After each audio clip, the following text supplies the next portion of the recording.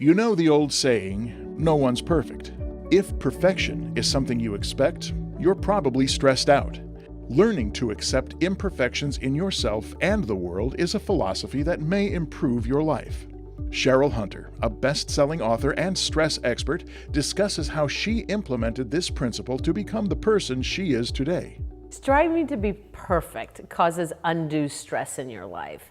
It can accelerate your heart rate and your respiration, but over time it causes chronic stress. There is a Japanese principle called Wabi-Sabi, which is all about finding perfection in imperfection. Here's how I learned about it.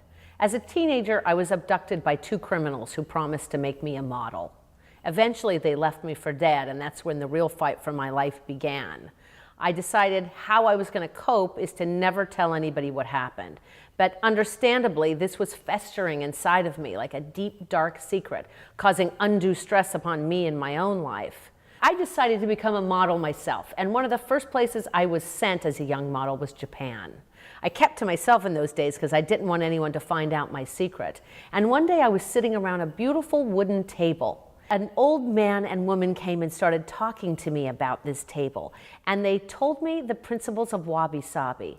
The table had divots and nicks and dents in it. It was beautiful, but it also contained those things, the eyes of the wood, for example, and I wondered why. And they said it contained Wabi-Sabi. Wabi-Sabi is a principle which states that the beauty of an object lies in its flaws, and something can only be seen to be perfect to a correlate degree to which it contains imperfection. I realized that this principle could apply to me and to all of us. And how to apply it to our lives is to realize that the things we have previously thought of as wrong or imperfect about us are really the access to finding perfection. It's a lot of stress to try to be perfect all the time. How I'm fixing that is by just getting something out the door. We can always tweak it later, but let's just start ticking it off the to-do list, tick it off the to-do list. Those are the tools that I'm using to not be paralyzed. One of the things we can do is find our own wabi-sabi, and here's how to do that. Write down some of the failures you've faced or places where you've striven in the past to be perfect but you've come up short. And look to see how you can reinterpret through the eyes of wabi-sabi and look at the things you've previously thought were wrong and find the perfection in them.